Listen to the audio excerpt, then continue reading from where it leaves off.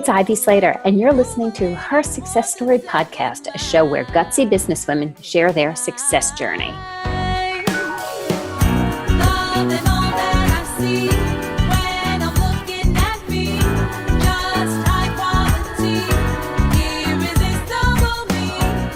Hello, and welcome back to another episode of Her Success Story. Right now, we're in a series all about the nonprofit world. And today we have a couple of really special guests. If this is your first time listener, I'm sure you're going to be glued. If you're a regular subscriber, love it. Please remember to leave comments, so our guests, John and Mark, can see what you have to say, as well as we can continue to bring great content to you at Her Success Story. So today I have the founders of John's Crazy Socks. I will tell you, listeners, I have these two great bios in front of me, and you can see them on the show notes, but I'm going to tell you about what I know and how I met John and Mark. They're known as these two crazy guys who sell some socks out of Long Island, New York. They're a hell of a lot more. John is a young man with Down syndrome. He's 22 years old, and he said, "Dad, Mark is his dad, and Mark said, 'What do you want to do after school?' And he goes, 'I want to go into business with you.' And Mark, if I'm stealing your thunder, shoot me." And Mark said, "Okay, what do you want to do?" He goes, "I want to make people happy." And I heard John and Mark speak. And at that point, I was with my husband in the audience, and he looks over at me. He goes, "All right, when they're done, go get them. I'll just wait." John and Mark founded John's Crazy Socks. That makes a huge difference. I want you guys to be aware they are not a non-for-profit company. They're a business with a social enterprise. And I'm going to introduce John. Mark, welcome to Her Success Story. Start by sharing with us how in the world this got started, other than John, when you said, "Dad, I want to go in business with you." I come up a deal with my dad. I wanted to go to bed with him. And I said, well, first we should introduce ourselves. Say hello. Say who you are. Hello, my name is John Cronin. This is my partner. He's my dad's father. He is my dad's father. and he's Mark Cronin and Mark X Caesar. And what's the name of our business? John's Crazy Socks. What's our mission? It's very happy. So we got started back in the fall of 2016. Long time ago, huh? And things dovetailed for us. I was starting some new online businesses. I was in last year's food system. Right. I stayed till 21. So as you said, John has Down syndrome, and people with disabilities can stay in the school system until they're 21. But at that point, they're going to kick you out.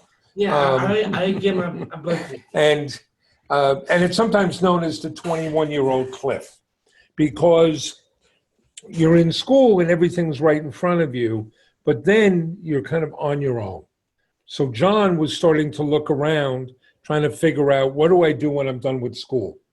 And we looked at, some social service agencies, some jobs, even looked at a college. But the choices weren't great, and they're not very good for people with differing abilities. And that's when you came and told me what? I told my dad I was going to be with him. Right? He wanted to go into business with me. This seemed like a great idea, and I've got 3 sons, and this is one of the ones I could do business with. But then we had to come up with an idea. And what was your first idea? Our first idea, a fun store. A fun store. Still don't know what the heck a fun store would be. What was your next idea? Next idea, a food truck. A food truck. Now that seemed like a fun idea. And you got it from a movie, right? Right. I love that movie, John. Chef, right? With John Favreau. Yeah. Right? Yeah, I love that movie, John. Except we ran into a problem. What's our problem? We can't cook. Yeah. You can't cook, huh, guys? But right before Thanksgiving in 2016, John had his eureka moment. And what'd you say? I did. I said I want to sell Caribbean socks. Why socks? Because always let me be me. So John had worn crazy socks his whole life. You know, that was his thing. We used to drive around looking for them. When he suggested it, it seemed like something that could work. And at that point, we decided to go the lean startup route. Let's not take time to do a lot of planning and research. Let's just get something up and running, and we'll see how people respond. And that's how we'll know whether or not this is a viable idea. So I love the concept of test marketing. Before you throw a ton of money in, before you take a ton of time, let's test market and see if there's an interest. Right. And, you know, a traditional way of starting a business is you get that good idea and then stop everything and prepare a business plan and, you know, do a lot of research and, you know, market research, competitive analysis, and do all these projections. I've been around. I've never seen anybody's projections ever be accurate. So let's go test it. Let's go find out. And for folks in your audience that are thinking of doing something, it's not like we have special powers, but I think we all know in our lives, and we know other folks where, oh, I had a great idea, but they never did anything with it. And it's just a matter of taking action.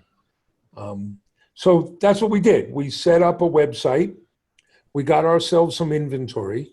The only marketing we did was to set up a Facebook page, and we made some videos with, and who was in the videos? Me. You, right? And what were you talking about? I'm talking about socks. Right? So just made some lo-fi videos of John talking about his socks. And what day did we open? You open on the Friday, December 9th, 2016. And we were very fortunate. We got a flood of orders the first day, or certainly seemed like a flood of orders. We got 42 orders the first day, and they were all local. So what did we decide to do? We decided to do a home delivery. Right? We got some red boxes. We put the socks in the boxes. They needed something else, so what else did we put in? What else did we put in the boxes? I put candy and thank you note. Some candy and a thank you note. And we drove around. And John knocked on doors and delivered the socks, right? Right. So John was his own little Amazon. Right. Well, we joke about that, you know, we're competing with Amazon, except Jeff Bezos doesn't put candy in a thank you note in his package. Exactly. And it was kind of funny, right? Most of the orders are local. We're knocking on doors. People were not used to having someone knock on their door at 9 o'clock at night to deliver a package. But we learned from this, right? What the customers do. I'm sorry. I'm coming to, I did take a photo of socks and packages and me, and I put it on the social media. I put Facebook, Twitter, Instagram, and and now you get a spread. Right, word began to spread. And that's another benefit, I think, of just going and doing things, is you get to learn. Mm-hmm. And so we learned a few things. One, people want to buy socks. Two, I can buy socks for me. they want to buy socks from John. They related to John and kind of his story and his personality. They related to the fact that we had already pledged to give 5% of our earnings to the Special Olympics. They related to the personalization, the deliveries, the packages. So just in trying some things, we learned this will work. So you test marketed, you listened to the responses and built on it. And, you know, in that, I know you have to talk a little bit about John and his videos, because how it has exploded. It has been fun, but you've really built a brand and a following. And, you know, because once you meet John, sorry, Mark, once you meet John, you got to love him. Yes. He gives great hugs. I'm a little biased because he's my son. But quite frankly, some of that caught us off guard because, well, to me, he's just my third son. He's just John. But I think part of it is, I mean, there's no denying John's kind of charisma and appeal. You don't mind if we say these good things about you, do you? You're so adorable. John, they can't see you blush because we're not on camera. But it's also a matter of you kind of have to know who you are and just be who you are. We weren't trying to please everybody. We weren't trying to go after the biggest audience. We were just looking to connect to people. And I kind of joke, John has no guile, and I'm too old to care. So we're just who we are. And it turns out people like that, and they relate to that. And it's gone well, right, buddy? Right, Dad. So talk us through, so you started in 2016. So you're just about right now 2 years old, coming to the end of 2018. Right. What have you seen as far as a business and growth? Well, once we tested it, we knew it could work. We knew that we could grow this business. We did not know it would grow as fast as it has. And it took us, I'd say, a good 9 or 10 months to really figure out who we are. And some of that just took some time, and some of that took, going down sometimes a bumpy road. But we have a good understanding now of who we are. We have this social enterprise where we have both a social mission and this business mission, and they're indivisible. If all we were doing was selling socks, you wouldn't have us on your show, and we wouldn't be selling many socks.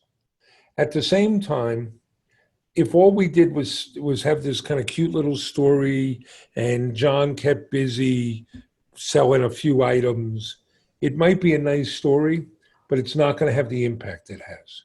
You got to have both, that social mission and that business mission. We have a very simple mission, right? What's our mission? Spread happiness. Spreading happiness. And we've built it on 4 pillars: inspiration and hope. Give it back, and Josh, you can love. And making it personal, right? So those are the 4 things. And we're focused on those all the time. And okay, so in looking at, your growth as a business and the growth in giving back, because I'm a numbers person. And by the way, I've been on their website numerous times because I'm going to out myself. Everybody I know is getting John's crazy socks for the holidays. We love that. And because it's me, I actually have a spreadsheet set up with a list started right now. We can talk about that after the recording. And so, but looking at this a little bit, when I was on the website, it didn't involve your sales, but it did talk about how much you have given back to the organizations you're affiliated with. Can you share a little bit more about that, guys? Sure. So it works in a couple ways. Like, giving back is essential to what we're doing. It's part of our core. It's not like an add-on. So we pledged 5% of any profits to the Special Olympics. But then we introduced some charity and awareness socks. The first one was the Down syndrome awareness sock. Right. And what we did, we said we wanted to recognize people with Down syndrome, but we knew we had to give back. So $1 from that goes to the National Down Syndrome Society, and $1 goes to ACDS, a local charity. We did the same thing when we introduced an autism awareness sock. And we now have almost 20 different products, and we're adding more all the time that have a charity component to them. And then there was a third piece, which is we started getting requests from people, could you give a donation to us? So each month we send anywhere from 12 to 24 raffle boxes off to auctions and raffles. So far, we've raised over $180,000 for our charity partners. That's really important to us to be able to do that. And I can kind of illustrate it from early on. There were times when we were sending checks to our charity partners, even though we were losing money. And I had really smart people telling me, you got this wrong. You don't give away money until you're making a profit. But this was part of what we were telling people. And we wouldn't be selling the products with the success we did if we didn't have that giving back component. Does that make sense? Yeah, and the authenticity and the integrity to stay to your mission. Well, this was part of the foundation you built as a business, is we give back. So if you say we give back after we make money, that's a caveat. That's not what you do. You're saying we give back, and it takes a couple of guys, or as you say, Mark, a couple of knuckleheads, from Long Island, New York, to say, no, if we give back, that's the commitment, period. Right. It's not a marketing scheme. It's part of the essence of who we are, and we're completely transparent about it. We publish we publish a report every month at our website to be clear. This is what we said we would do. This is how many socks we sold. This is how much money we're giving. Because we owe that to our customers. Right. And what have you seen in the sales? So in this component, when the brain advisors, right, or when our brainiacs look at us, say, no, you're not ready to give back yet because you're not making money, and you stay to integrity and say, we give back, it's our company motto. Your sales for a company that's 2 years old is outstanding. We have been very fortunate with our growth, right? So as a social enterprise, there are different metrics you have.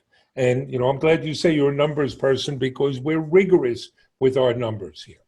Everything we do is, you can consider it a hypothesis. This is something we think is going to work. So we're going to go plan it, we take action, and then we get the data back and look and see what's the response. We learn from that, and then we tinker or pivot depending on what the feedback is. But so the numbers matter. And here's some of the numbers, right? We talk about inspiration and hope. We've been able to create 35 permanent jobs. 18 of those are held with people with differing abilities. For the holidays, we've added 27 people, and 23 of them have a differing ability. That's huge. It's not just doing. We have to do, but we also have to show. So the videos we make have now been seen over 4 million times. So we're reaching people. We've been very fortunate with media coverage and other videos made about us. So there's one put out by the Mighty that has over 20 million views. There's one by the BBC that has over 35 million views. And we want people to see what our colleagues are doing. We want people to see what they're able to accomplish. It's how many people can we touch? So, we've shipped to all 50 states in 80 different countries. Mm-hmm. It's how much money can we raise? So it's over $180,000. How can we keep our customers happy? We've got over 14,000 online reviews, and 96% of those are 5-star reviews. And then that's not light. These are not small statistics. These are huge, huge impacts that you're making in so many different areas. Right, and it's part of what we talk about it every day here. To accomplish our social mission, we have to run a great business. You talked about Amazon before. We're competing with Amazon. We're competing with Walmart and Target and all the rest. And we can never say, oh, well, we're a small business, you have to understand, or we hire people with differing abilities. No, it's the opposite. We want to show we can succeed because of what we do. So in that, share that little story that you had shared when I had met, the night I met you, about a neighboring business who was how much larger than you, and Well, what they came to learn from you. right. And, you know, part of what we want to do is show others what's possible. So the context here is that in the US, we now have a growing labor shortage. We don't have enough people to fill all the jobs. I don't know what it's like in Southern California. On Long Island, this is going to be a tough holiday season for some employers because they're not going to be able to fill the jobs they need for the holidays. And yet we're able to add 27 people because we tap into people, that kind of untapped national resource, which are people with different abilities. So we had, you know, a large retailer come in, a national retailer. They've got 100,000 square foot warehouse. They're sending out 3,000 to 4,000 orders a day. They came in to study us. Why? They can't find enough employees. And they're coming in to find out, how do you do this? How do you hire people with different abilities? And what impact does it have on your business? And when they see how high our retention rate is, then they start learning like, oh, this is something we need to do, not out of charity, but because it's good business. And that's what we want people to see. So, Sheryl, I love the God, I love everything about you guys. But John, let's talk about you a little bit, because people might think your dad's here taking the lead and you're just following along, and that's so not true. You know, because the impact of you wanting to do the videos, what you do with Special Olympics, and why this became one of your early charities. Can you share a little bit about that?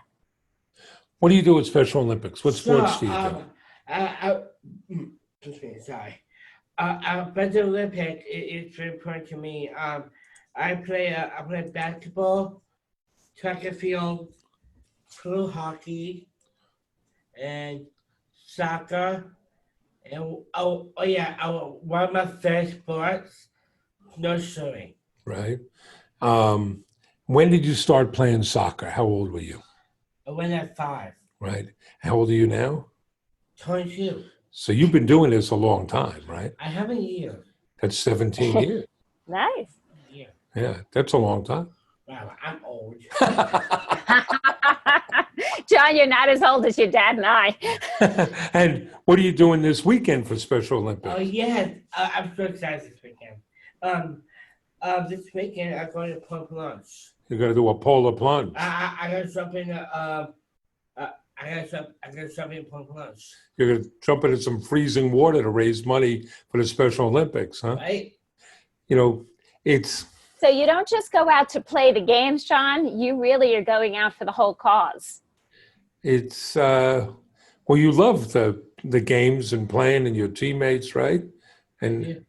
and you know, I'm a big believer in the benefits that sports will give to anybody, but John would not be able to do what he does if he did not participate the way he has in Special Olympics.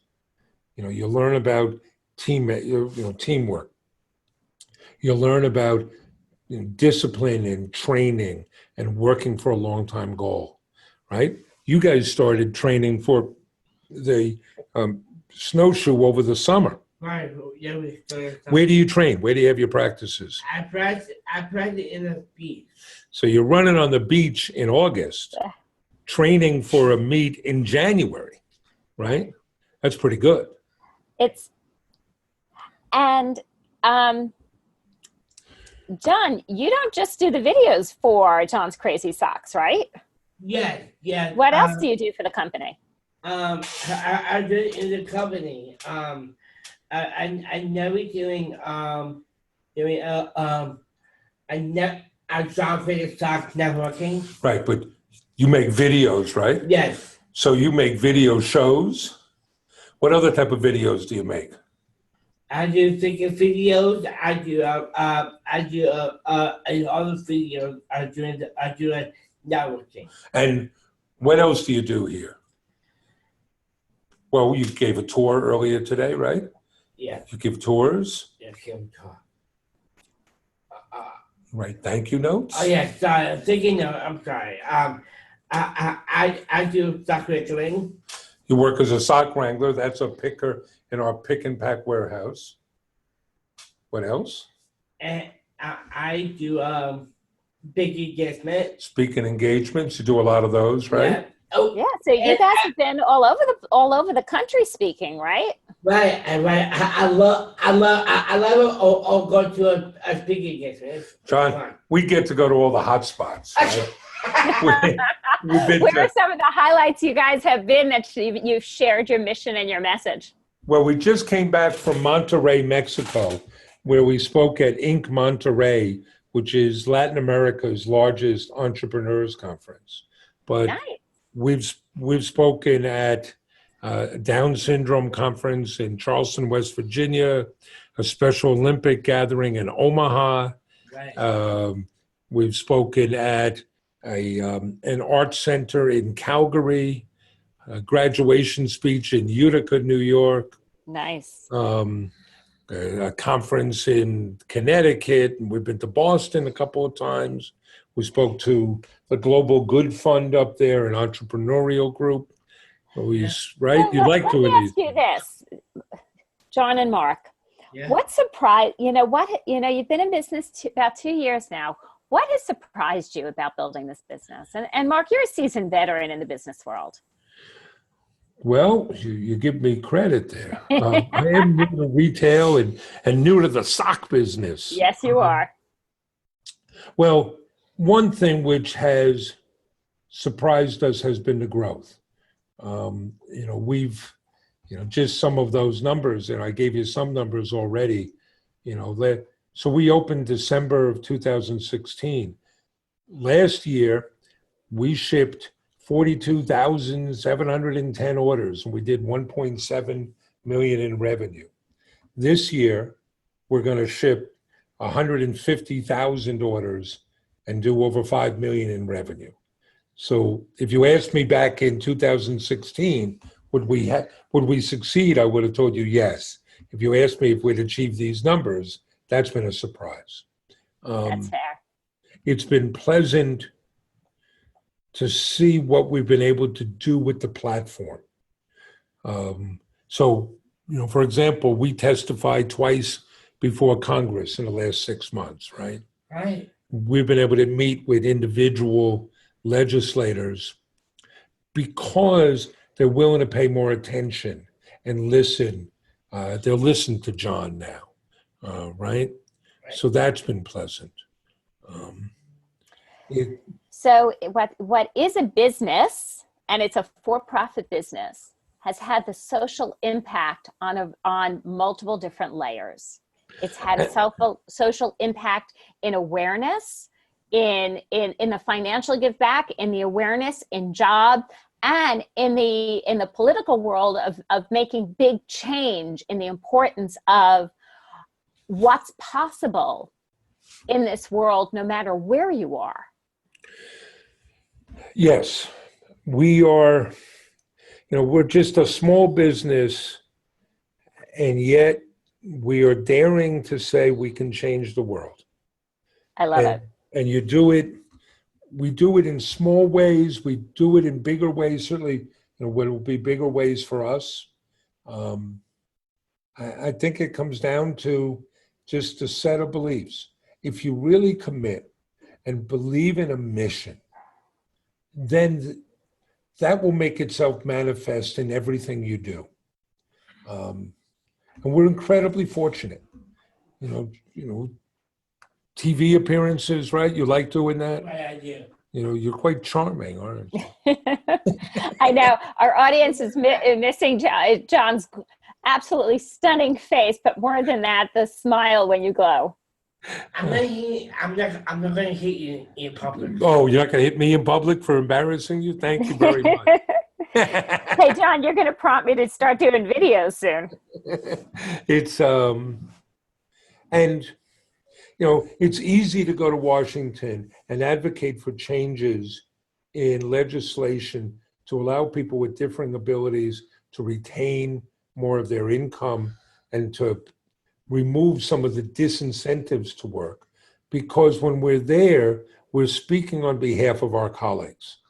And it's easy to be motivated to speak for them.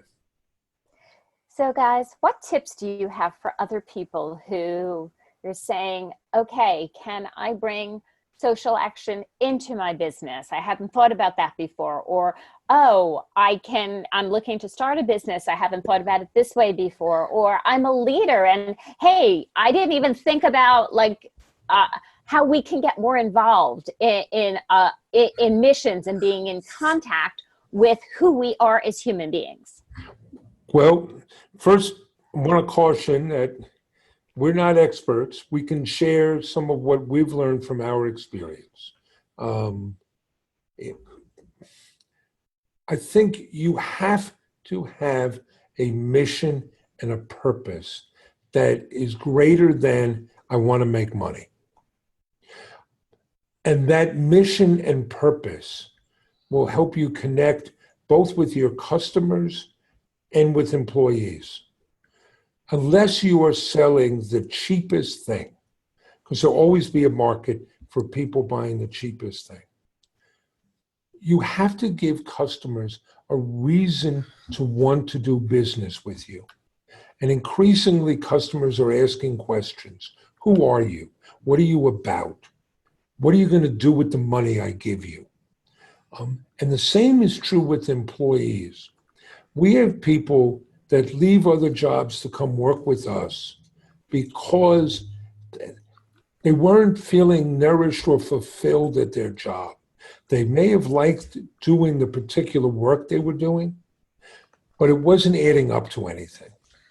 And so it's not charity, it's not altruism.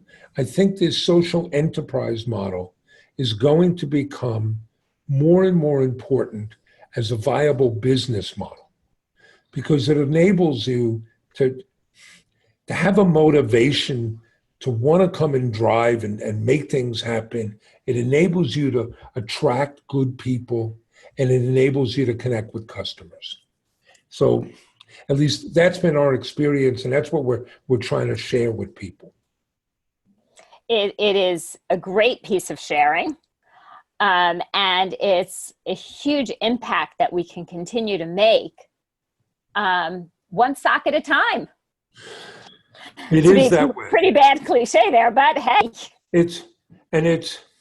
There are also other things that we've done that I think speak to entrepreneurs and startups. One of them is just go do it. Quit talking about it. The greatest Nike slogan ever. The greatest tagline ever, just do it. I'll give you an example, and it's why I say John is a natural entrepreneur. It's January of 2017. We're trying to figure out how can we find things that people are going to want to buy. And here's a confession. That's when we realized that people celebrate World Down Syndrome Day, which is March 21st. For 3 21st chromosomes. They celebrate that by wearing crazy socks. You would have thought we knew that before we went into the sock. You're kidding, right? You had no idea? We had no idea. So we go looking for a Down syndrome sock that we could sell. And we can't find one. And what do you tell me, John? I said I want to make one, I want to create one. So this is just so obvious to John. Oh, okay, so we'll make one. And John designed the world's first Down syndrome awareness sock. And I think that's what we can do, is you don't have to ask permission. Things don't have to be perfect. You don't have to focus on obstacles. Just go and do things. And I also think there's some value in some of the approach we've taken, which is let's act. Yes, we plan, we want things to work, but let's go and take action. Take action, get feedback, then you can tweak and you learn from that experience, and then you get better. So don't wait to make things perfect. Just get going and do things. I love that. I love that. And on that note, I'm going to say, guys, do yourself a service. Go check out John's Crazy Socks websites. This is not an e-commerce platform. It's something to see. Go take a look at John's videos on John's Crazy Socks. The whole concept of what John and Mark have created is a business that supports a family, right? It's a business that has a bigger mission on multiple levels that you've heard. And it has shifted the projection of John's place today. You know, he has, every day he gets up and he has a business to run. He doesn't have a job to go to, he has a business to run. He's out there speaking. He's out there giving back on his own with the Special Olympics and John's own charities. You know, when we look at like, how do we do it all? And very often we talk about that. Mark and John have created a business that also has a social mission and a social enterprise that makes a difference in this world. And it keeps your toes warm. And it's fun, right? Right.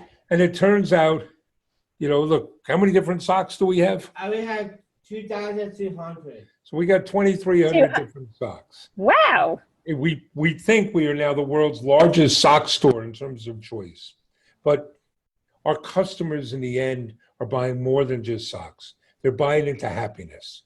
You know, the socks, you know, we're going to be biased, but the socks are great. People love the socks. But they're buying into knowing that they're giving back, knowing that we're able to employ people with different abilities, knowing that there's a personal connection. We're really quite fortunate. You're very fortunate, and you're making a huge impact. And here's a funny story. So the day after I met you, I was on your site, because I wasn't kidding. I was on your site saying, okay, so what am I buying? What am I buying for the holidays? I want to give gifts. I want to buy this as my holiday gifts. And I saw that you have socks with sharks on it. And my son is a huge fan of Shark Week. There you go. Okay. So I'm literally taking screenshots and texting them to him at work saying, check out these socks with sharks. This is good stuff, right, buddy? So it's truly how you can show up every day and be your biggest self. And I love that. Yes, this is good stuff. It's good stuff. So thank you guys for joining me today. We will have everything in the show notes, how you can learn more about John's Crazy Socks, learn more about John and Mark and their stories, how people are booking them to speak, and continuing to make the biggest impact and learn as we grow and do business. Thanks, guys. Well, thank you very much. So much.